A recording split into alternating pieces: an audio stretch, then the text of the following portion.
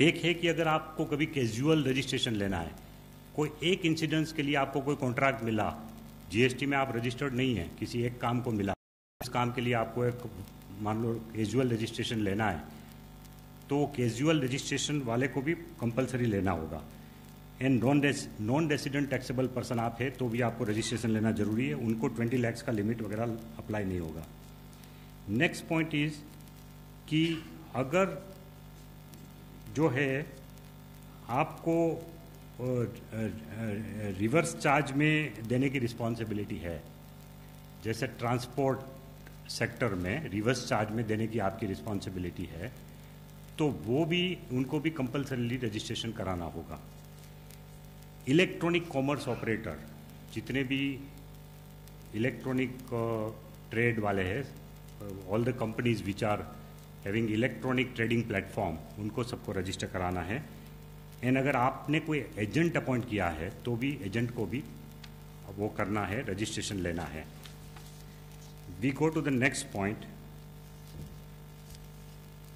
when who do not have to register, this is also important, कि जो मैंने बताया कि कंपलसरी किसको करना ही करना है। अगर 20 लाख से ऊपर है, इंटरस्टेट सप्लाई दे रहे हैं तो वो सबको कराना ही कराना है, लेकिन किसको नहीं कराना है। अगर आप ऐसी कमोडिटी का व्यापार कर रहे हैं जो कि एक्सक्लूसिवली एग्जेम्प्ट कैटेगरी में, फॉर एग्जांपल अनाज, गेहूँ, मतलब जो धान्य का आप व्यापार कर रहे हैं जो कि पूरा, या आपका मिल्क का व्यापार है तो मिल्क भी पूरा एग्जेम्प्ट है, मान लो मिल्क और ऐसी कमोडिटी। और ऐसे अगर पूरी एग्जेम्प्ट कमोडिटी का पूरा व्यापार कर रहे हैं तो फिर आपको जीएसटी का रजिस्ट्रेशन लेने की जरूरत नहीं है। अगर आप एग्रीकल्चरिस्ट है, जिसकी डेफिनेशन उसमें दी हुई है कि जिसमें जमीन में से आ रहे हैं, तो अगर आप अपना पान नंबर बदलना चाहते हैं तो फिर तो आपको नया रजिस्ट्रेशन ही लेना पड़ेगा।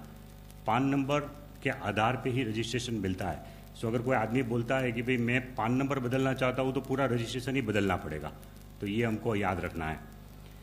दूसरा कि जो स्टेट वाइज सेपरेट रजिस्ट्रेशन लेना है। अगर आपका कारोबार एक से ज़्यादा स्टेट में है, पहले भी ये था कि भाई पहले आपका 5 जगह से कारोबार चल रहा तो 5 जगह वेट का लेना पड़ता था आपको, अब जीएसटी का लेना पड़ेगा, ऑनलाइन ही लेना पड़ेगा, लेकिन हर स्टेट में लेना पड़ेगा। आप यहीं बैठ के 5 स्टेट का फॉर्म भर के जीएसटीएन वेबसाइट से ले सकते हो, लेकिन 5 स्टेट का अलग लेना पड़ेगा अगर आपका कारोबार है तो।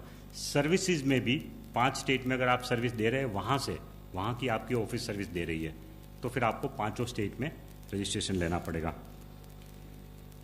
एक स्टेट में एक पान के ऊपर एक ही रजिस्ट्रेशन नंबर मिल सकता है, जिसमें 2 एक्सेप्शन है। नॉर्मली एक पान नंबर के ऊपर एक स्टेट में एक ही रजिस्ट्रेशन मिल सकता है, उसमें 2 एक्सेप्शन है। एक तो कि अगर आपका बिजनेस इतना बड़ा है कि आपके अलग अलग बिजनेस वर्टिकल्स है, अलग अलग डिवीज़न है, कि एग्रो इंडस्ट्री का एक डिवीज़न है, सीजनल आइटम्स का एक है, तो इस तरह का अलग अलग अगर आपका डिवीज़न है, वर्टिकल्स है, तो उसके लिए आप अलग डिमांड कर सकते हो, अलग रिक्वेस्ट कर सकते हो, वो आपको मिल सकता है। लेकिन उसके सबके एक एक डिवीज़न के आपको अलग अलग हिसाब रखने पड़ेंगे। प्लस जब एक डिवीज़न आपका दूसरी डिवीज़न के साथ ट्रांजेक्शन करेंगे तब उसके ऊपर भी पूरा as if it is an independent entity आपको पूरा टैक्स का हिसाब किताब रखना पड़ेगा, टैक्स देना पड़ेगा, because that will be considered as completely a different entity. Same PAN number, owner is the same, 2 business vertical, लेकिन एक दूसरे के साथ उनको अपना वो करना है, वो इंडिपेंडेंस रखना है और उनको टैक्स का व्यवहार होगा। और दूसरा जो एक्सेप्शन है वो कि अगर आपका एक यूनिट डोमेस्टिक टेरिफ एरिया में है, एक एसीजेड में है, तो भी आपको अलग अलग नंबर मिल सकते हैं, क्योंकि एसीजेड में जब सामान बेचते हैं आप, तो वो it is considered as good as export, इसीलिए आपको आईजीएसटी वगैरह का व्यवहार आएगा उसमें। इसीलिए एसीजेड में अगर आप माल भेज रहे हैं, अगर एसीजेड में आपका एक यूनिट है और एक दूसरे में है उसी स्टेट में, तो एक ही स्टेट के अंदर 2 नंबर आपको मिल सकते हैं। लेकिन अगर आपके एक ही एसीजेड में 2 यूनिट है तो फिर एक ही यूनिट एक नंबर से काम चल सकता है। लेकिन अगर मान लो मतलब कि किसी का भी एक डोमेस्टिक एरिया में है और एक से ज़्यादा एसीजेड में यूनिट है तो 2 नंबर मिल सकते हैं, इस तरह से हो सकता है। कब कराना है रजिस्ट्रेशन? जिन लोगों ने माइग्रेट किया है अभी तक जो अपने पान नंबर और वेट नंबर से उनको प्रोविजनल सर्टिफिकेट जो मिल गया है, उनको 3 महीने का टाइम मिलता है 1 जुलाई से। लेकिन हमारी उनको एडवाइस होगी कि जितना जल्दी हो सके आप वो फॉर्म नंबर बी भर दो। उनमें से 80 लाख लोग थे, उसमें से 67 लोगों ने अपना नंबर को एक्टिवेट कर दिया है लॉगिन करने से, और वो 67 लोगों को हमने प्रोविजनल सर्टिफिकेट पहुंचा दिया है, प्रोविजनल रजिस्ट्रेशन सर्टिफिकेट उनको मिल गए हैं। तो वो प्रोविजनल रजिस्ट्रेशन सर्टिफिकेट के आधार पे 3 महीने तक अपना बिजनेस चालू रख सकते हैं। लेकिन उनको पार्ट बी कंप्लीट करके फिर फाइनल रजिस्ट्रेशन सर्टिफिकेट लेना है 90 डेज के अंदर। तो हमारी तो ये एडवाइस होगी कि भाई जितने भी लोग हैं उन्होंने प्रोविजनल सर्टिफिकेट मिल गया, इसलिए उससे आप संतृप्त मत होइए। आपको जो पार्ट बी भरना है वो भर के आप फाइनल सर्टिफिकेट के लिए अभी से एप्लीकेशन कर दीजिए। फिर तकलीफ होगी 90 डेज खत्म होते ही, फिर आपको दौड़ा दौड़ी करनी पड़ेगी, फिर लास्ट मिनट में प्रॉब्लम होगी। इसलिए हमारी पूरी एडवाइस है कि वो तुरंत उसको भी ख़त्म करें काम। और अगर ऐसा कोई आपका यूनिट था जिसमें आपके पास ना वेट नंबर था ना एक्साइज नंबर था, वो इसलिए कि भाई आपका जो कमोडिटी है वो टैक्स में था ही नहीं। जैसे कपड़े वाले हैं टेक्सटाइल में, फैब्रिक मैन्युफैक्चरर्स और फैब्रिक के ट्रेडर्स है, उनका वेट में भी नहीं था, एक्साइज में भी नहीं था, अब 5% टैक्स लगा है। तो उनको सबको तुरंत रजिस्ट्रेशन की एप्लीकेशन करनी है। Maximum they can continue their business up to 30 days without registration. But अगर 30 डेज के अंदर रजिस्ट्रेशन नहीं लिया तो फिर they will not be allowed to continue their business. So they must be careful. उनको अभी से अपना न्यू रजिस्ट्रेशन एप्लीकेशन दे देना चाहिए और वो उसका मतलब उनको नंबर ले लेना चाहिए 30 डेज के अंदर। नेक्स्ट, कौन कौन से फील्ड है जो रजिस्ट्रेशन में, ये एक्चुअली जीएसटीएन का विषय है बट मैं अपने में कवर कर रहा हूँ। काफ़ी क्वेश्चन आए इसके ऊपर कि कौन कौन से ऐसे विषय है जो कि आप खुद चेंज कर सकते हो ऑनलाइन। आपने एक रजिस्ट्रेशन ले लिया और आपको पूरी डिटेल उसने डाल दी, अब उसमें से कुछ फील्ड आप चेंज करना चाहते हो, तो उसमें कुछ फील्ड ऐसे हैं जो कि आपको चेंज करने के लिए अथॉरिटी की परमिशन चाहिए, तो आपको ऑनलाइन अप्लाई करना होगा वो चेंज करने के लिए। फॉर एग्जाम्पल बिजनेस का नाम बदलना है तो दैट इज़ वन। सेकंड कि आपको अपना प्रिंसिपल प्लेस ऑफ बिजनेस या एडिशनल प्लेस ऑफ बिजनेस जो आपने उसमें एड्रेस डाला है वो एड्रेस में चेंज करना है, तो फिर आपको अथॉरिटी को एप्लीकेशन देना है।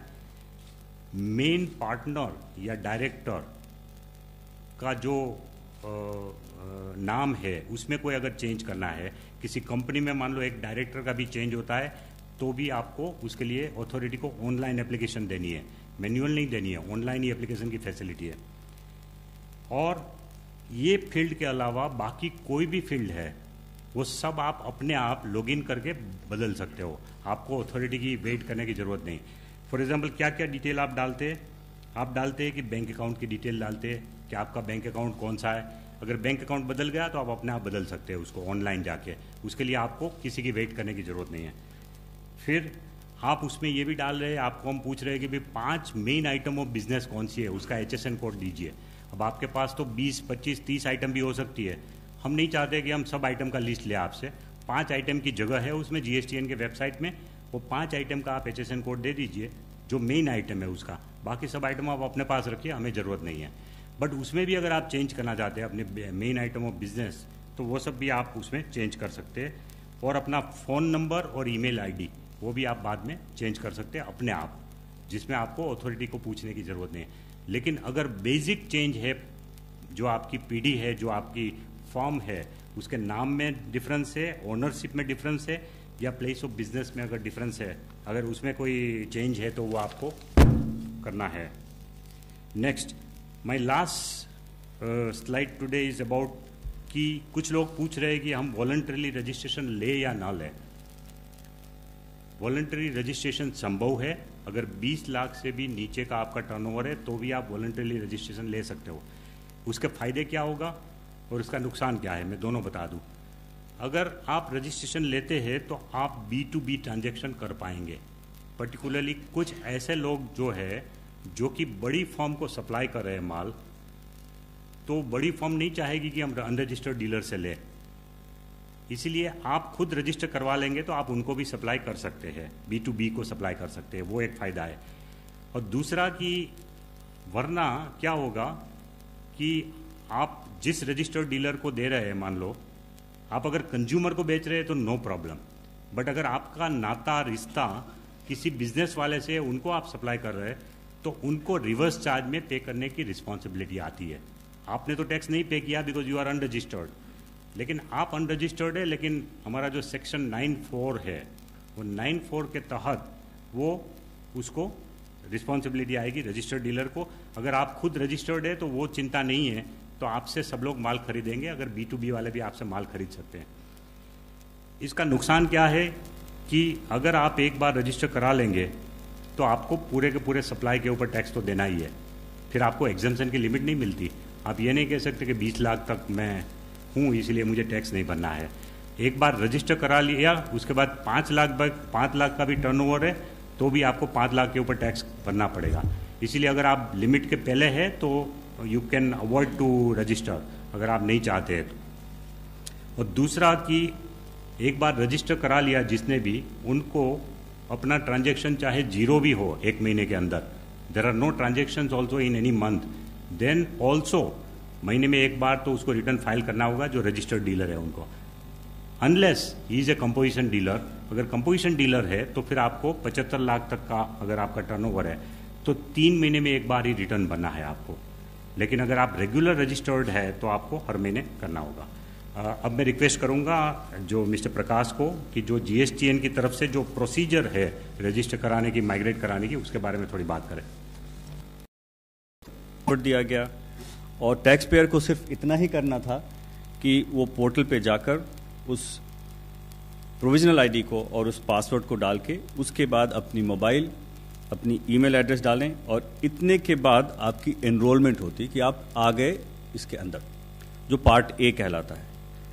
उसके बाद उसकी पार्ट B है जो रजिस्ट्रेशन और एनरोलमेंट दोनों में बिल्कुल एक तरह की है और जिसका पूरा उदाहरण सचिव महोदय ने अभी दिया कि अलग अलग हिस्से हैं जिसमें कि बिजनेस डिटेल्स है, प्रोमोटर्स की डिटेल्स है, उसमें आपकी प्रिंसिपल प्लेस ऑफ बिजनेस है, एडिशनल प्लेस ऑफ बिजनेस है, ऑथराइज सिग्नेटरी है, बैंक है, गुड्स एंड सर्विसेज जो डील करते हैं, ये सब आप भरते हैं और उसको भरने के बाद आपका वो पार्ट जो होता है कंप्लीट हो जाता है। अगर आपने पार्ट B भी कर लिया तो आप कहलाते हैं कि आप माइग्रेट हो गए। तो दोनों में डिफरेंस ये है कि अगर आपने सिर्फ अपनी एक्टिवेट किया यूज़र आईडी पासवर्ड को और आपने ईमेल और मोबाइल डाला तो आप एनरोल हो गए, और जब अगर आपने उसमें पार्ट B भी भर दिया तो आप उसके बाद आप इसमें माइग्रेट हो जाते हैं। अभी तक जैसा कि सचिव साहब ने बताया 67 लाख के 11,000 टैक्स पेयर्स ऑलरेडी एनरोल हो चुके हैं और उसमें से 30 लाख लोगों ने अपना पार्ट B भर के और उनको उसकी भी एक्नॉलेजमेंट दी जा चुकी है। तो पहला सवाल जैसे उन्होंने बताया कि प्रोविजनल सर्टिफिकेट, जितने लोगों को प्रोविजनल आईडी मिला और जिन्होंने एक्टिवेट कर दिया उन सभी को 67.11 लाख लोगों को उनकी प्रोविजनल सर्टिफिकेट ईमेल से भेज दी गई। साथ ही साथ ये उनके डैशबोर्ड पर भी अवेलेबल है, जब भी वो लॉगिन करें वहां से जाकर उसको डाउनलोड कर सकते हैं। और जैसा मैंने बताया कि पार्ट B भरने के बाद जैसा कि 30 लाख लोगों ने कर दिया है, उसके बाद आपकी जो एलिजिबिलिटी हो जाती है परमानेंट रजिस्ट्रेशन लेने के लिए। इस बीच में ये जो फिल्ड अप डॉक्यूमेंट है ये जाएगा टैक्स ऑफिसर के पास, जो उसे देखेंगे और देख करके अगर उस अप्रूव कर देते हैं तो आपका परमानेंट रजिस्ट्रेशन होता है। अगर उनकी कोई क्वेरी होती है किसी पर्टिकुलर आइटम के बारे में, जैसे वो पढ़ नहीं पा रहे हैं जो डॉक्यूमेंट लगाया है, या कोई डॉक्यूमेंट है जो कि लीज डीड है एक्सपायर हो गई है, तो नई डॉक्यूमेंट मांगेंगे और उसको जमा करने के बाद होगा। तो रजिस्ट्रेशन और एनरोलमेंट की जो पार्ट B है बिल्कुल एक जैसी है, और इसको भरने के लिए हम जनरली हमने वेबसाइट पे भी लगाया है कि इसको करने के पहले ऑनलाइन कुछ चीज़ें आप पहले से करके रख लें। वो क्या चीज़ें हैं? जैसे फोटोग्राफ्स हैं प्रोमोटर्स की, आपकी लीज डीड या इस तरह की जो प्रूफ ऑफ बिजनेस है प्रिंसिपल प्लेस और की, वो अब तैयार करके रख लें। इसके बाद ऑथराइज सिग्नेटरी का जो अपॉइंटमेंट है, जिसने भी उसको ऑथराइज किया है, उसकी भी स्कैन करके कॉपी रख लें। इतनी सब चीज़ें रख लें तो आपका 10 से 15 मिनट में ये पूरी एनरोलमेंट की जो प्रोसेस है, जो पार्ट B भरने की प्रोसेस है, वो कंप्लीट हो जाती है। और जैसा मैंने बताया कि 30 लाख लोगों ने इसको करके उनको ARN भी दिया जा चुका है। बाकी जो 37 लाख लोग हैं जिन्होंने ये पार्ट बी कंप्लीट किया है या हाफ कंप्लीट है, उनसे हमारी गुजारिश है कि उसे जल्दी करें, जिससे कि आपका ये काम अब पहले हो जाए और आपको परमानेंट रजिस्ट्रेशन मिल जाए। नई रजिस्ट्रेशन की प्रक्रिया चूंकि ये अभी शुरू हुई है 25 जून से, मैं आपको थोड़ा डिटेल में इसको बताऊंगा। इसके लिए आपको एक पैन जरूरी है बिजनेस एंटिटी का, एक मोबाइल नंबर और एक ईमेल आईडी। आप gst.gov.in पे जाएंगे और वहाँ पे ये तीनों आइटम्स अपने स्टेट चूज करेंगे, अपना लीगल नाम लिखेंगे, पैन लिखेंगे, मोबाइल नंबर, ईमेल आईडी डालने के बाद आपको OTP भेजी जाएगी इन दोनों पे, मोबाइल पे और ईमेल पे, दोनों OTP इसमें डालनी है। उसके बाद जब ये अगर सक्सेसफुल वेरिफिकेशन हो जाती है CBDT से कि हाँ ये पैन एग्जिस्ट करता है और ये उसी एंटिटी के नाम से जो आपने लीगल नेम दिया है, तो आपको एप्लीकेशन रेफरेंस नंबर या जिसे हम इनफैक्ट उसको TRN कहते हैं, TRN आपको मिल जाता है। TRN डाल करके फिर आप उसके बाद उसकी पार्ट बी भरना शुरू करते हैं, जिसमें कि वही सारी चीज़ें हैं जैसे कि आपकी बिजनेस डिटेल्स हैं, आपकी प्रिंसिपल प्लेस ऑफ बिजनेस है, आपके प्रोमोटर्स हैं, आपके बैंक हैं, additional place of business, goods and services etcetera, dealt, ये सारी डालते हैं। अगर सारी डॉक्यूमेंट डाल दी और उसके बाद इसकी वैलिडेशन की जाती है, जो प्रोमोटर्स की आपने पैन डाला है, ऑथराइज सिग्नेटरी की जो पैन डाली है, इसको भी वैलिडेट किया जाता है CBDT से। और कंपनीज के केस में डिन नंबर, जो डायरेक्टर का डिन नंबर है और कंपनी का जो सिन नंबर है, वो भी MCA के वेबसाइट से उसको वैलिडेट किया जाता है। अगर ये वैलिडेट हो जाती है तो आपको फुल ARN जाता है आपके पास, और उसके बाद ये पूरी फिल्ड अप जो एप्लीकेशन है वो कंसर्न टैक्स ऑफिसर के पास चली जाती है, जिनके पास 3 वर्किंग डे हैं, सैटरडे संडे और छुट्टियों को हटाने के बाद 3 वर्किंग डे है, जिसके तहत वो उस पर कार्रवाई करते हैं। अगर टैक्स ऑफिसर ने उस पर कोई क्वेरी की, जैसा क्वेरी क्या हो सकती है कि वो मैं जैसे पहले बताया था कि लीज डीड पढ़ा नहीं जा रहा है या एक्सपायर किया हुआ है या कोई और दूसरा डॉक्यूमेंट जो लगाया गया है जो कि ठीक नहीं दिख रहा है, तो उसकी कॉपी मांगेंगे, या कोई इन्फॉर्मेशन दी है जो जिस इन्फॉर्मेशन पे वो उनको और फर्दर डिटेल्स चाहिए। जितनी भी क्वेरी है ऑफिसर एक ही बार क्वेरी रेज कर सकता है, और ये सारी की सारी क्वेरीज एप्लीकेंट के पास उनके पास जाती है। उनके पास फिर 7 दिन का 7 वर्किंग डेज का समय है, जिसके तहत वो उसकी पूरी जवाब दें, नए डॉक्यूमेंट्स अपलोड कर सकते हैं। उसके बाद ऑफिसर के पास 7 वर्किंग डे है उसको प्रोसेस करने के लिए। अगर वो 7 दिन में नहीं प्रोसेस करते हैं तो ये डीम्ड अप्रूवल में जाता है। उसी तरह से जब पहली बार उनके पास एप्लीकेशन जाती है तो 3 दिन में अगर उसने ऑफिसर ने कोई इस पर कार्रवाई नहीं की तो डीम्ड अप्रूवल में जाएगा। हमारे पास सवाल आ रहे हैं काफ़ी सारे कि मुझे ARN मिल गया लेकिन सर्टिफिकेट नहीं आया। तो जैसा मैंने बताया कि ARN मिलने और सर्टिफिकेट मिलने के बीच में 3 वर्किंग डे है, पहला ये। दूसरा कहते हैं कि हमें समाप्त करने के बाद ARN मिलने के बाद भी वैलिडेशन एरर आ जाता है। वो इसलिए होता है कि अगर कोई भी डिटेल, जैसे किसी प्रोमोटर का, डायरेक्टर का डिन हो, प्रोमोटर का पैन हो, अगर वो फेल कर गया मैच करने में, तो फिर आपके पास एक ईमेल जाता है कि आपकी ये डेटा फेल कर गई, आप उसको जाकर के दोबारा उसको करेक्ट करिए। RC कहाँ मिलेगी? RC की इंटीमेशन जाती है ईमेल से, साथ ही साथ आपके टैक्स पेयर के डैशबोर्ड पे रखी होती है, जहाँ पे से कोई भी टैक्स पेयर उसको जाकर डाउनलोड कर सकता है और उसको प्रिंट कर सकता है। तो इतनी जानकारी थी कि एनरोलमेंट की और जो रजिस्ट्रेशन की है वो कैसे की जाए और कैसे लोग कर रहे हैं।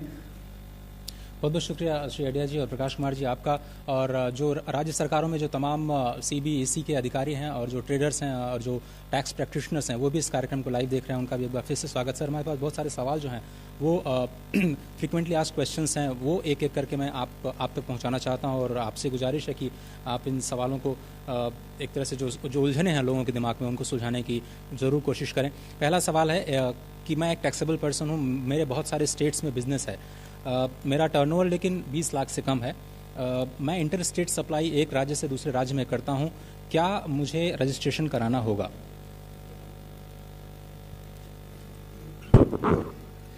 देखिए, अभी राजस्व सचिव ने अपने प्रेजेंटेशन में बताया कि कुछ केसेस ऐसे हैं जिसमें आपको थ्रेशोल्ड एग्जेम्पशन नहीं मिलता है।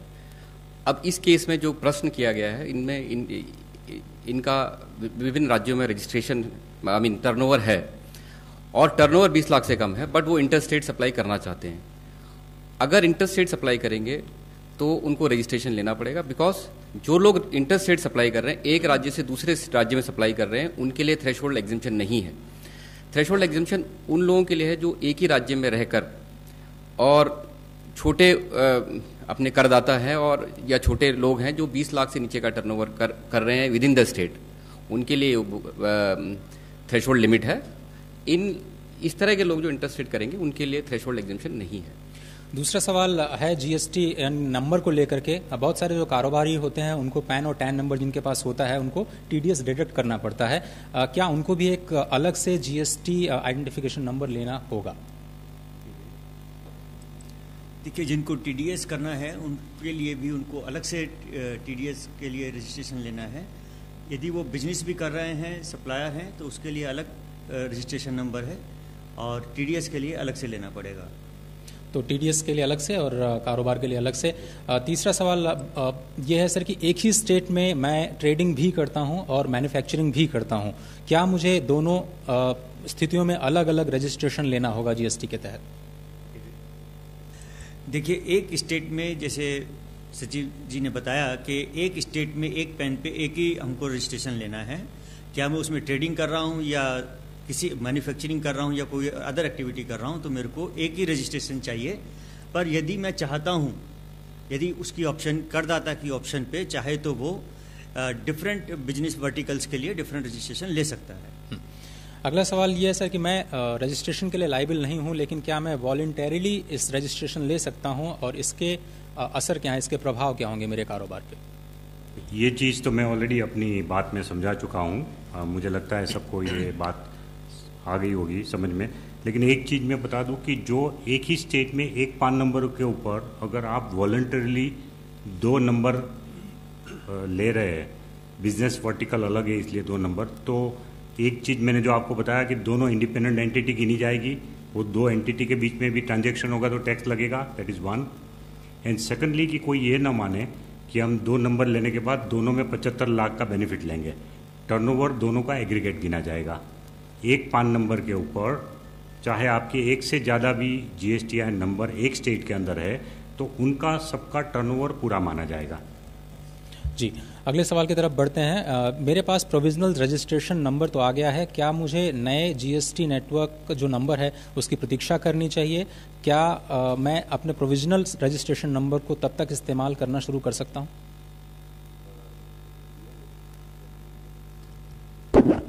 आप अपने प्रोविजनल रजिस्ट्रेशन पीआईडी के ऊपर अपना बिजनेस चला सकते हो और जब तक आपका पूरा जीएसटी नहीं मिलता तो उसके ऊपर कार्रवाई कर सकते हो, आप अपना बिजनेस चला सकते हो। उसकी 90 दिन तक आपको लेकिन जीएसटीएन का अपना जीएसटीआईएन नंबर लेना होगा, तब तक आप अपने पीआईडी के ऊपर अपना बिजनेस चला सकते हैं। जी, मैं एक कारोबारी हूँ कंट्री लिकर का, यानी देशी शराब के कारोबार में हूँ। क्या मुझे वैट से जीएसटी में माइग्रेट करना ज़रूरी है, क्योंकि लिकर जो है वो जीएसटी लॉ के दायरे से बाहर है? अगर आप एक ऐसी वस्तु में व्यापार कर रहे हैं जो जीएसटी के बाहर है और उसके अलावा आप ऐसा कोई कारोबार नहीं कर रहे हैं जो जीएसटी के अंतर्गत आता है, जैसे कि जो प्रश्नकर्ता हैं इन्होंने कहा कि ये लिकर में सिर्फ काम कर रहे हैं, तो ये ऐसी वस्तु है जो जीएसटी के दायरे से बाहर है और ये प्रावधान लॉ में है कि जो लोग ऐसा व्यापार कर रहे हैं जो बिल्कुल जीएसटी के दायरे से बाहर है उनको रजिस्ट्रेशन लेने की आवश्यकता नहीं है। हैशटैग आस्क गढ़िया पर बहुत सारे जो सवाल हैं उसमें 8वां सवाल ये है कि मैं रजिस्टर करना चाहता हूं आईएसडी के तौर पर, इनपुट सर्विस डिस्ट्रीब्यूटर के तौर पर, whether I can apply now या फिर उसका प्रोसीजर क्या है अगर ऐसा करना है तो? आईएसडी के लिए आपको एक सेपरेट रजिस्ट्रेशन लेना है, वो तो एक्ट में प्रोवाइडेड है, तो आप रजिस्टर कर सकते हैं एज अ आईएसडी सेपरेटली। लेकिन उसका जी, अगला सवाल है सर कि जीएसटी के रजिस्टर करने के लिए मुझे अभी और कितना इंतजार करना पड़ेगा? How long can I wait to register in GST, जो अनरजिस्टर्ड हैं? जो अनरजिस्टर्ड हैं जी, अगर आपके टर्नओवर क्रॉस कर रही है, फिर तो आपको जिस दिन 20 लाख क्रॉस की, उससे आपके पास सिर्फ 30 दिन का ही समय है, उसके अंदर अंदर जरूर करना है आपको।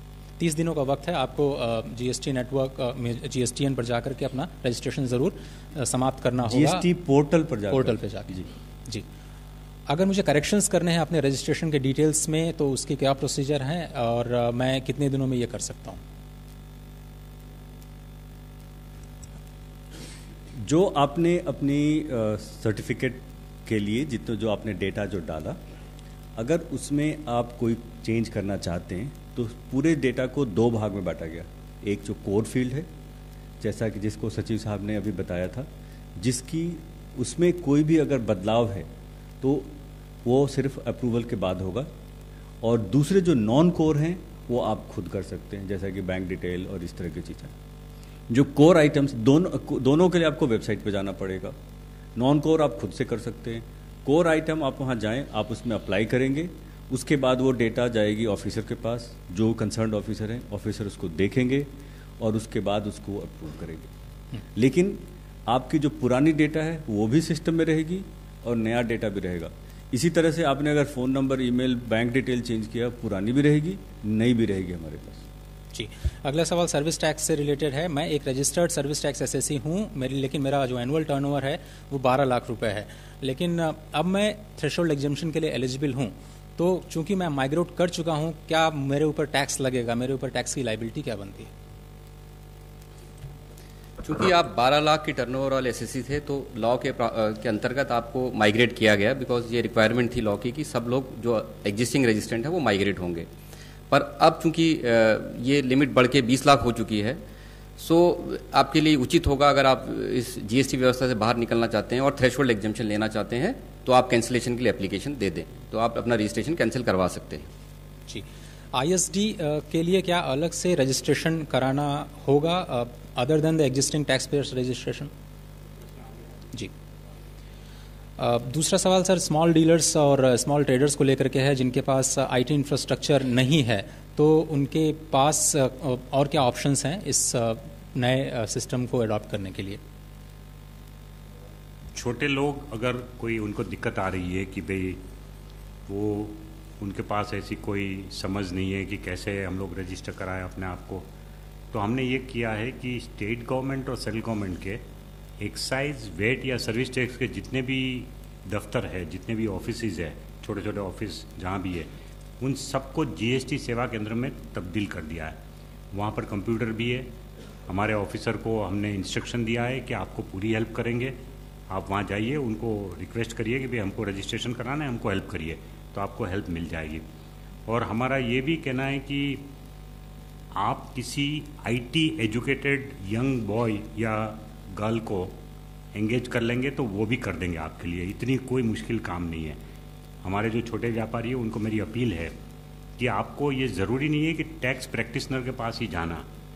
ये रजिस्ट्रेशन का मसला इतना सिंपल है, उसका सिर्फ हाउ है, फियर है, कुछ सिंपल डिटेल्स देनी है। और अगर आप वो एक कोई यंग आईटी एजुकेटेड पर्सन है, आपके फैमिली में, आपके आसपास कोई है, तो उनकी मदद ले लीजिए, वो आपको कर देगा काम तुरंत, और आप उनको थोड़ा सा पुरस्कार भी दे दीजिए, वो खुश हो जाएंगे। टैक्स प्रैक्टिशनर के पास रजिस्ट्रेशन के लिए जाने की ज़रूरत नहीं है। जी, 14वां सवाल इस कार्यक्रम में इसमें एक चीज़ और मैं ऐड करना चाहूँगा कि कुछ लोगों में भ्रांतियाँ हैं कि कोई रजिस्ट्रेशन फ़ी ली जा रही है। सरकार की तरफ से इसमें कोई फ़ी नहीं है, और एक एक करके, जैसा भी सचिव साहब ने बताया कि पहले आप बिजनेस डिटेल जानते हैं, और मोस्टली ड्रॉप डाउन है जहाँ आपको अब लिखना है, उसके बाद से एडिशनल प्लेस, जैसे प्रिंसिपल प्लेस ऑफ बिजनेस है, डायरेक्टर्स का नाम है, तो जो कोई भी थोड़ी सी भी अगर आप इतनी ईमेल क्रिएट करते हो तो उसमें भी आपको कुछ चीज़ें देनी होती है, तो उसी तरह का है, थोड़ा सा और जी इन्वॉल्व है। नागरिकों की तरफ से एक सवाल है सर कि एक सिटीजन के तौर पर मैं ये कैसे जान सकता हूँ कि कोई जीएसटी के अंदर रजिस्टर्ड है या अथवा नहीं है? उसके लिए क्या मैकेनिज्म है आइडेंटिफिकेशन के लिए? हर रजिस्टर्ड डीलर को अपना जीएसटीएन नंबर अपने साइन बोर्ड पे अपने ऑफिस में लिख के रखना है, तो आपको वहाँ से पता चल जाएगा। जब भी आप किसी शॉप पे या एस्टेब्लिशमेंट पे जाएंगे तो उसके बोर्ड पे आपको पता चल जाएगा कि GSTN नंबर उसका लिखा हुआ है तो वो रजिस्टर्ड है। जी, 15वां सवाल है। इंसिडेंटली आप उनको पूछ भी सकते हैं कि भाई आपका GSTN नंबर क्या है। आप कंज्यूमर है तो भी आप पूछ सकते हो कि भाई आपका GSTN नंबर क्या है। और ये लॉ में, रूल्स में प्रावधान है कि अपने प्लेस ऑफ बिजनेस में वो डिस्प्ले करे सर्टिफिकेट ऑफ रजिस्ट्रेशन। अभी क्योंकि प्रोविजनल सर्टिफिकेट ऑफ रजिस्ट्रेशन हमने दे रखा है तो प्रोविजनल सर्टिफिकेट भी उनको डिपिक्ट करना चाहिए व्यापारी को अपने दुकान में। जो कंपोजिशन डीलर है उनको टैक्स चार्ज करने की अनुमति नहीं है। कंपोजिशन डीलर क्योंकि वो खुद चार्ज नहीं कर रहा आपको, तो आपको पता कैसे चलेगा कि मेरे बिल में उसने लगाया नहीं लगाया। तो कंपोजिशन डीलर के लिए भी ये जरूरी है कि उनको बोर्ड लगाना है कि मैं कंपोजिशन डीलर हूँ। GSTIN में रजिस्ट्रेशन है मेरा, लेकिन मैं कंपोजिशन डीलर हूँ, वैसा उनको दिखाना है व्यापारी को। रजिस्ट्रेशन के लिए क्या कुछ विशेष श्रेणियां भी बनाई गई हैं, और अगर हैं तो वो किन किन लोगों के लिए खास तौर पर रजिस्ट्रेशन लेना होगा? जो कि आपने प्रेजेंटेशन में बताया कि जो TDS जो डिडक्ट करते हैं, जो TCS कलेक्टर हैं, casual and non resident taxable persons, cross border suppliers और UN स्पेशलाइज एजेंसीज को लेना होगा। मेरी रेंटल इनकम 5 लाख रुपए है और मैं एग्जेम्प्ट सर्विस जो 18 लाख एक साल में है उसके लिए एग्जेम्प्टेड कैटेगरी में हूं, तो क्या मुझे रजिस्टर करना होगा? जी, 20 लाख की जो थ्रेशोल्ड लिमिट है वो सभी लोगों के लिए है जो भी कोई भी सप्लाई कर रहे हैं। अगर आप सर्विस सिर्फ रेंटिंग से आपकी कमाई है और रेंटिंग 18 लाख है तो निश्चित तौर पर आप इस एग्जेम्पशन लिमिट के हकदार हैं और आप चाहें तो रजिस्ट्रेशन ना लें। वॉलंटरी रजिस्ट्रेशन का प्रावधान भी है जैसा कि बताया गया अभी प्रेजेंटेशन। जी, GST नेटवर्क से भी जुड़े कुछ सवाल हैं सर। उसमें पहला सवाल यह है कि जो प्रोविजनल ID मुझे रिसीव नहीं हुई है तो मैं उसके लिए क्या करूं?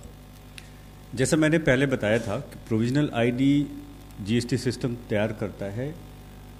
रिक्वेस्ट आती है टैक्स डिपार्टमेंट से कि ये टिन है टैक्स पेयर का और ये इसका पैन है जो वैलिड पैन है। पैन की वैलिडेशन चेक की जाती है और उसके बाद एक GST नंबर निकाल कर उनको दिया जाता है प्रोविजनल ID के रूप में। जी, मैं एक बात स्पष्ट करना चाहूँगा कि जो प्रोविजनल ID है यही टिन भी है, GST भी है, ये अलग से फिर नहीं, वही नंबर रहेगा आगे भी। तो अगर किन्हीं को नहीं मिली है तो उनके जो टैक्स अथॉरिटी हैं, ज़्यादातर टैक्स अथॉरिटी जैसे कि सर्विस टैक्स, सेंट्रल एक्साइज, सभी ने अपने वेबसाइट पे डाला है कि आप अपने पुराने जो डिपार्टमेंट था, जैसे मान लीजिए सर्विस टैक्स पेयर है, आप जाएं वहाँ पर, जैसे आप लॉगिन करें तो आपको दिखाई देगा कि आपका ये प्रोविजनल ID और ये टोकन है। और वहाँ उन्होंने ये भी लगाया है कि इस पे क्लिक करिए तो आप उस साइट पे चले जाएंगे, यानी gst.gov.in पे। इस तरह से वैट डिपार्टमेंट्स ने भी किया। जी, अगला सवाल। बड़ा इंपॉर्टेंट खुलासा किया है। देखिए, काफ़ी लोग ये पूछ रहे हैं कि भाई प्रोविजनल ID नंबर तो आ गया, अब मैं बिल बुक छपवाऊँगा तो उसके ऊपर नंबर लिखना पड़ेगा, बाद में क्या दोबारा बिल बुक छपवानी पड़ेगी 3 महीने के बाद? ये नहीं है। आपका जो प्रोविजनल ID रजिस्ट्रेशन नंबर है वही आपका फाइनल नंबर भी बनेगा। इसलिए आप उसी नंबर को डाल के आप अपनी बिल बुक, इनवॉइस बुक, चलन बुक जो भी बनानी है छपवा सकते हैं, उसमें कोई दिक्कत नहीं है। ओनली थिंग इज़ कि अभी इसको हम प्रोविजनल तब तक कह रहे हैं कि जब तक आपकी पूरी डिटेल नहीं आ जाएगी और आपको फाइनल सर्टिफिकेट ऑफ रजिस्ट्रेशन नहीं मिलेगा तब तक इसका नाम प्रोविजनल होगा। The day you get your final certificate of registration it will automatically become, वो फाइनल सर्टिफिकेट ऑफ रजिस्ट्रेशन में वही नंबर लिख के आएगा कि आपका GSTIN नंबर यही है। तो ये बड़ी स्पष्टता है। आप सबको विनती है कि ये मेहरबानी करके कन्फ्यूज़न नहीं फैलाए। Same number will remain with you. अगर आपने पूरी फॉर्मेलिटी 3 महीने के अंदर कर दी तो वही नंबर आपका परमानेंट बन जाएगा, और अगर 3 महीने के अंदर आपने वो फॉर्मेलिटी नहीं कर दी तो फिर 3 महीने के बाद वो ऑटोमेटिकली कैंसिल हो जाएगा वो नंबर। इसलिए वी वुड अगेन रिक्वेस्ट कि जिन्होंने भी प्रोविजनल ID का सर्टिफिकेट मिल गया है वो अपने आप को सेटिस्फैक्शन मान के आगे कुछ न करे, ऐसा मत माने। जो लोगों को जो डिटेल देनी है पार्ट B की, वो डिटेल देके फाइनल सर्टिफिकेट और रजिस्ट्रेशन अभी से ले लीजिए, फिर बाद में लास्ट मिनट किसी को तकलीफ नहीं होनी चाहिए। एक फॉलोअप क्वेश्चन सर इसी से जुड़ा हुआ यह है कि मेरी प्रोविजनल ID को कैंसिल कर दिया गया है, मैं इसको कैसे फिर से एक्टिवेट कर सकता हूँ? ये क्या हुआ कि कुछ टैक्स डिपार्टमेंट्स में उन्होंने एक ड्राइव चलाई मार्च अप्रैल के समय में, जिन लोगों ने काफ़ी दिनों से रिटर्न नहीं फाइल कर थी उन्हीं की सारी कैंसिल कर दी। तकरीबन 5 लाख एक साथ हो गए। फिर उसके बाद लोगों ने अप्रोच किया तो उनकी रीस्टोर कर दी गई करीब 4 लाख। तो ऐसे जो टैक्स पेयर हैं जिनके इसे कैंसिल, पहला स्टेप तो उनको ये करना चाहिए कि जाके अपनी पुरानी डिपार्टमेंट की वेबसाइट पे देखें कि वापस आ गई कि नहीं आ गई।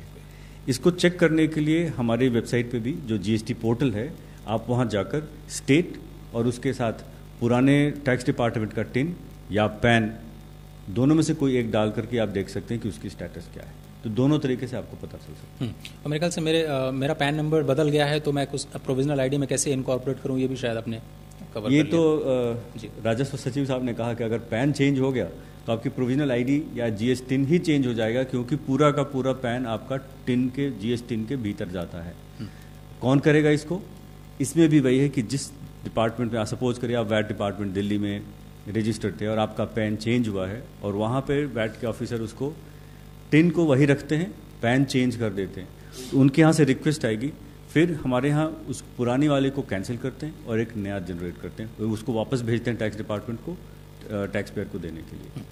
अगला सवाल है एप्लीकेशन से जुड़ा हुआ, सबमिट करने के बाद में मुझे वैलिडेशन एरर आ रहा है, ये डीएससी, ओटीपी या फिर अमेंडमेंट से जुड़ा हुआ वैलिडेशन एरर है, क्या करना चाहिए? जैसा मैंने पहले बताया था कि वैलिडेशन होती है उन सभी चीज़ों की, जैसा आप पहले आपके जो डायरेक्टर्स प्रोमोटर्स हैं इनके पैन की, कंपनी अगर है तो डायरेक्टर्स आइडेंटिफिकेशन नंबर की, कंपनी के सिन की, और कई सारे लोगों ने ऑथराइज सिग्नेचरी खास करके उन्होंने अपनी आधार भी दी हुई। ये सारे जब आप सबमिट कर देते हैं, एआरएन जनरेट होता है, उसके बाद मिलता है। ये बैच में चलती है और जब अगर किसी का कोई एरर आया तो आपको वहाँ पे सामने अपने पोर्टल पे आपको वैलिडेशन एरर दिखाई देता है। साथ ही साथ एक ईमेल जाता है टैक्स पेयर को उस ईमेल आईडी पे जो आपने रजिस्ट्रेशन में दिया है, ये कहते हुए कि इस डायरेक्टर का ये पैन मैच नहीं कर रहा है या इस डायरेक्टर का ये डिन मैच नहीं कर रहा है, तो ये जाता है और उसके बाद उसके साथ साथ ये भी लिखा होता है कि आप इसको वापस जाएं और उसको फिर से चेक करें और उसको करेक्ट डालें। डिजिटल सिग्नेचर सर्टिफिकेट्स मैं साइन नहीं कर पा रहा हूँ, मुझे कभी कभी ओटीपी रिसीव नहीं हो पा रही है, क्या कोई दूसरा मैकेनिज्म है जिससे मैं ऑथेंटिकेट कर पाऊँ? जी, तो पहला तो है कि डिजिटल सिग्नेचर चूँकि बहुत से लोगों के लिए नई प्रक्रिया थी तो दिक्कत है। इसमें क्या 2-3 चीज़ें बहुत ध्यान रखने की वाली हैं कि जिस कंप्यूटर पे आप काम कर रहे हैं उस पे latest version of EM signer हो जो अवेलेबल है फ्रीली हमारे साइट पे। सेकंड, उस पे आपका रोल जो है वो एडमिनिस्ट्रेटर का हो। इसके बाद पहले आपको रजिस्टर करना पड़ता है डीएससी को और उसके बाद आप उसे साइन कर पाते हैं। सरकार ने थोड़े दिनों पहले इन सब चीज़ों को ध्यान में रखते हुए, जैसा हम बैंक में ओटीपी आता है उसी तरह का ईवीसी यानी ओटीपी बेस्ड आपके रजिस्टर्ड मोबाइल पे ओटीपी आएगा और उससे भी आप अपने आप को ऑथेंटिकेट कर सकते हैं और कल को आप रिटर्न फाइलिंग में भी कर सकते हैं। लेकिन ये कंपनी और एलएलपी और फॉरेन एलएलपी के लिए लागू नहीं है, उनको डीएससी से ही करना होगा। और एक और चीज़ बताना चाहूँगा, कंपनियों की संख्या करीब जो हमारे अभी तक इनरोल हुए हैं तकरीबन 4.5 के आसपास हैं, लेकिन 22 लाख टैक्स पेयर्स ने डीएससी का इस्तेमाल किया है, तो काफ़ी बड़ी संख्या में दूसरे लोगों ने भी डीएससी का इस्तेमाल किया है।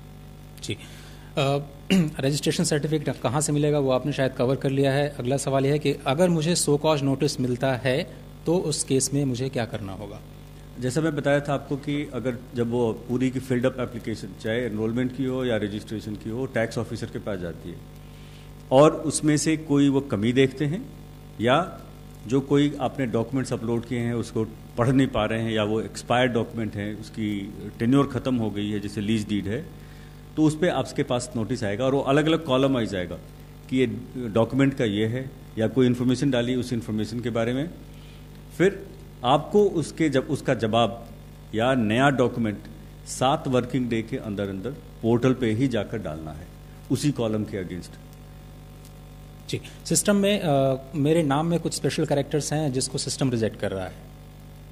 ये समस्या हमारे पास शुरू में आई थी काफ़ी, जैसे कई सारे नाम हैं जिसमें पोस्टॉफी एस लगा होता है, डिसूजा। जब हम लोगों ने डिज़ाइन किया था तो हमसे ये मिस हो गया था कि डिसूजा भी नाम में वो स्पेशल कैरेक्टर हैं, या LNT में बीच में एंड है, या HUF में दोनों तरफ ब्रैकेट है। तो अब हमने उन सभी को जितने ऐसे स्पेशल कैरेक्टर्स हैं अब सबको अलाउ कर दिया है और उनके साथ भी अब रजिस्ट्रेशन हो रही है, उसमें कोई दिक्कत नहीं है। सर, मैं 5 आइटम से ज़्यादा उसमें कारोबार करता हूँ लेकिन फॉर्म पे केवल 5 ही आइटम अलाउड हैं, मुझे क्या करना होगा इस केस में? वहाँ पे लिखा हुआ है कि लॉ में लिखा हुआ है कि टॉप 5 आइटम्स आप डालेंगे, 5 गुड्स की और 5 सर्विसेज की, और ये आप एडिट भी कर सकते हैं जैसा कि पहले बताया गया आपको। और अंतिम सवाल, ऑथराइज सिग्नेटरी जो is not sharing user ID और पासवर्ड अगर नहीं मिल पा रहा है, ऑथराइज सिग्नेटरी वो शेयर नहीं कर रहे हैं, तो ऐसे मामलों में क्या कर सकते हैं? ये केस कई जगह पे से हमारे पास आया है कि जिसने किसी का रजिस्ट्रेशन किया, किसी भी कंसल्टेंट ने या कोई थर्ड पार्टी ने, अब वो या तो गायब हो गया या वो कहता है कि मैं नहीं दूंगा आपको, यूज़र आईडी पासवर्ड नहीं दूंगा। अब हमारे लिए समस्या ये है कि कोई भी ऐसे फ़ोन करके या ईमेल करके भेज सकता है कि मैं जैन साहब का हूँ और जैन साहब का यूज़र आईडी पासवर्ड उनका कंसल्टेंट लेकर भाग गया। तो इसके लिए तरीका ये किया गया है कि आपके पास अगर ऐसी समस्या आ रही है तो आप अपने टैक्स डिपार्टमेंट के पास जाएं, उनको अपने कागजात दिखाएं, उनके रिक्वेस्ट पे हम उसको रीसेट करेंगे। लेकिन रिक्वेस्ट आनी होगी टैक्स डिपार्टमेंट से, कोई थर्ड पार्टी करें, हम वैलिडेट नहीं कर सकते ना कि कौन वो एक्चुअल है या नहीं है, इस कारण से ऐसा किया गया है इसको। माननीय राजस्व सचिव जी, हमारे पास 10 मिनट हैं, अगर आप अनुमति दें तो कुछ मीडिया से सवाल हम ले पाएँ। प्लीज़ माइक्रोफोन दे दें। और जी सर। मैं प्रशांत हूँ एबीपी न्यूज़ से।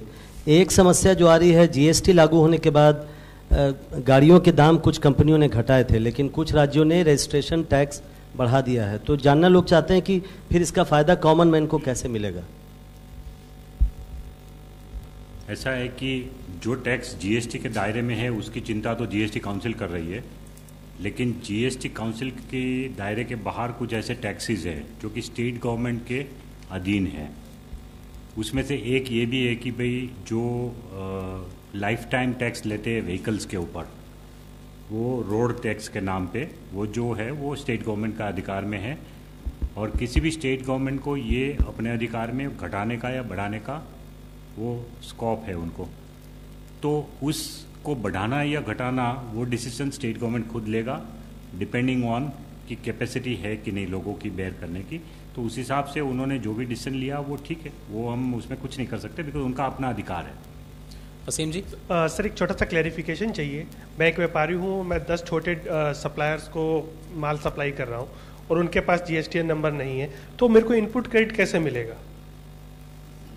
किसको इनपुट क्रेडिट चाहिए? अगर मुझे इनपुट क्रेडिट चाहिए, अगर मैं किसी व्यापारियों को सप्लाई कर रहा हूँ और जिनके पास रजिस्ट्रेशन जो नंबर नहीं है, अनरजिस्टर्ड डीलर है उनको तो इनपुट टैक्स क्रेडिट चाहिए ही नहीं, उनको तो टैक्स की लायबिलिटी नहीं है, तो इनपुट टैक्स क्रेडिट कहाँ से चाहिए? लेकिन मैं रजिस्टर्ड हूँ, मुझे चाहिए, अगर मेरे को तो इनपुट क्रेडिट मिलना चाहिए, मुझे नहीं मिलना चाहिए। हाँ, वही लिए, बट आपको पता है कि एक 9(4) जो हमारा सेक्शन है वो ये कहता है कि कोई भी रजिस्टर्ड डीलर अनरजिस्टर्ड डीलर से माल खरीदता है तो रिस्पॉन्सिबिलिटी टैक्स की रिवर्स चार्ज में रजिस्टर्ड डीलर की होगी। तो मुझे जैसे मैंने पहले आपको टैक्स भरना है, फिर उसकी इनपुट टैक्स क्रेडिट लेनी है।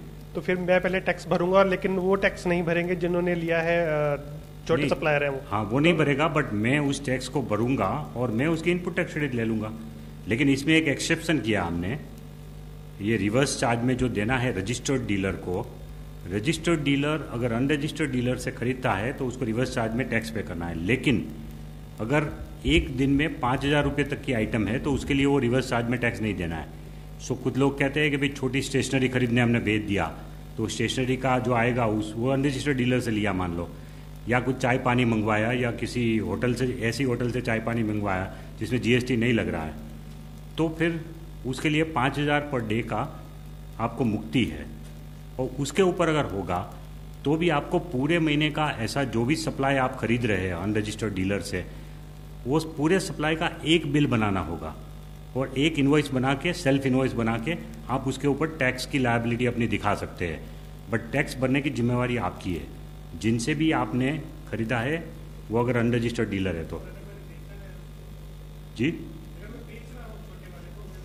नहीं, बेच रहे हैं तो कोई दिक्कत नहीं है, बेच रहे हैं तो आप तो टैक्स भर के ही लाए होंगे और वो कोई दिक्कत नहीं है, आप टैक्स उस पर लगा के उसको बेच सकते हैं। बेचने में कोई दिक्कत नहीं है, छोटे वाले को बेच सकते हैं। अगले सवाल की तरफ। Neeraj Chakar from Catch News. I have one question. There was a recent incident of where Tamil Nadu government they imposed an additional entertainment tax which was about 28 to 30%. This was actually a result of a exemption given to local bodies under the GST that they can impose their own taxes. How many such taxes can be levied by local bodies? And is there a fear that local bodies under the pressure of the state governments to increase their revenues can use these taxes to impose higher taxes, which can actually lead to inflation? देखिए मैं आपको गिना दूँ, आप उंगली पे गिन सकते हैं उतने ही टैक्सेस है। सबसे पहला 5 कमोडिटी जो पेट्रोलियम की है, petrol, diesel, natural gas, crude oil and aviation turbine fuel, इनके ऊपर वेट लगाने की पावर स्टेट गवर्नमेंट के पास है, सेंट्रल गवर्नमेंट के पास एक्साइज लगाने की अलग पावर है, तो जीएसटी के बाहर है। तो उन प्रोडक्ट पे स्टेट और सेंटर कभी भी बढ़ा सकते हैं, कभी घटा सकते हैं। दूसरी जो मेजर आइटम है वो है stamp duty and registration charges, जो ज़मीन या मिल्कत के ऊपर जो होता है वो पावर स्टेट गवर्नमेंट का है, उसमें भी स्टेट गवर्नमेंट कटौती कर सकती है, बढ़ोतरी कर सकती है। तीसरा जो ये मसला आया था मुंबई का, ये महाराष्ट्र का, कि जो व्हीकल टैक्स है वो पावर स्टेट गवर्नमेंट का है। चौथा electricity duty, electricity duty on sale of electricity is still with the state government, एक ये है। नेक्स्ट इज पोर्टेबल अल्कोहल, जो पोर्टेबल अल्कोहल है उसके ऊपर एक्साइज, स्टेट एक्साइज कलेक्ट करने का पूरा अधिकार स्टेट को है, उसमें सेंट्रल गवर्नमेंट को कोई अधिकार नहीं है। और कोई चीज़ छूट गई, entertainment tax for local body. Entertainment tax जो है सिनेमा वगैरह, उस पर 28% तो जीएसटी लगाया हमने, 28 और 18। अगर 100 रुपये से कम टिकट है तो 18% है, और अगर 100 रुपये से ऊपर है तो 28% जीएसटी लगा है। उसके अलावा स्टेट गवर्नमेंट को अधिकार है कि लोकल बॉडी के बेनिफिट के लिए वो एक्स्ट्रा टैक्स लगा सकते हैं। बस इतने ही टैक्स है जो कि जीएसटी के दायरे से बाहर है। सर मीडिया से एक और भी सवाल है, प्लीज़ अपना परिचय दें और सवाल करें। आपका माइक प्लीज़ ऑन कर लें। Thank you.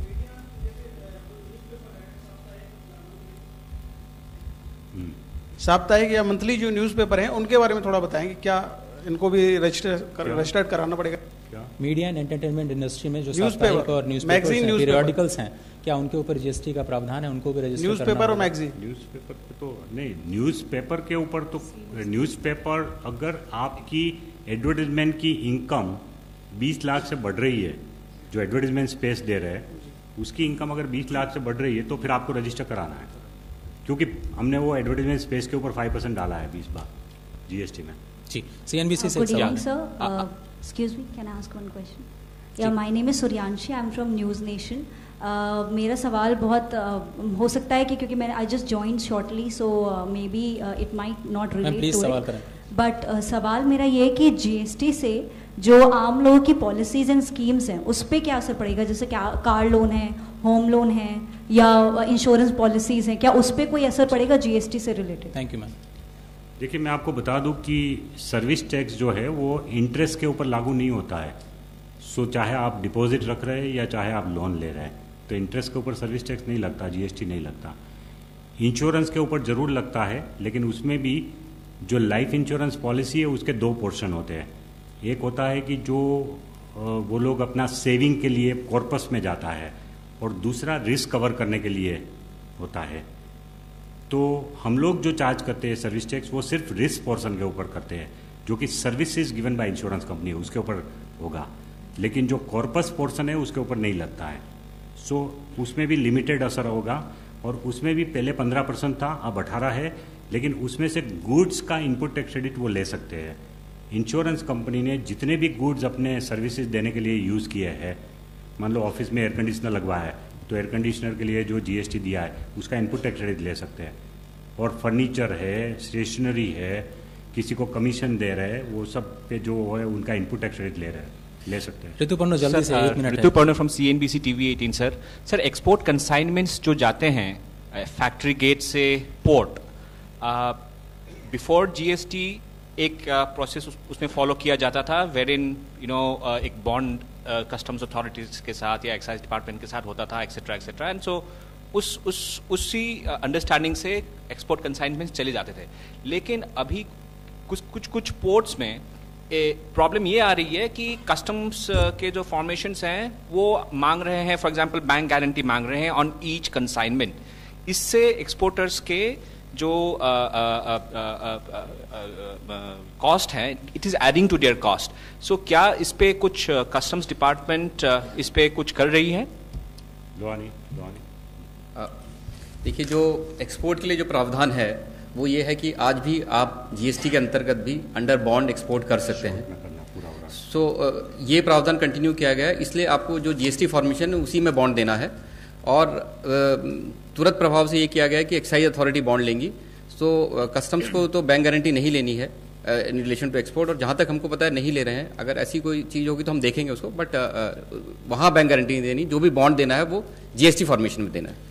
बहुत बहुत शुक्रिया। इस कार्यक्रम में वक्त सिर्फ इतना ही है। श्री हसमुख अधिया जी, राजस्व सचिव, आपका बहुत बहुत शुक्रिया। वनजा एन सरना जी, बहुत बहुत शुक्रिया। प्रकाश कुमार जी, महेंद्र सिंह जी, पीके जैन साहब और जीडी लोहानी साहब, बहुत बहुत शुक्रिया वक्त देने के लिए। आज पहली क्लास में सिर्फ इतना ही, लेकिन जो कल की क्लास है वो 4:30 से 5:30 बजे शाम को इसी जगह पे होगी और ये ट्रांजिशन और इनवॉइस मेकिंग से संबंधित है। तो फिलहाल आज के इस खास कार्यक्रम में सिर्फ इतना ही। दीजिए इजाज़त, नमस्कार।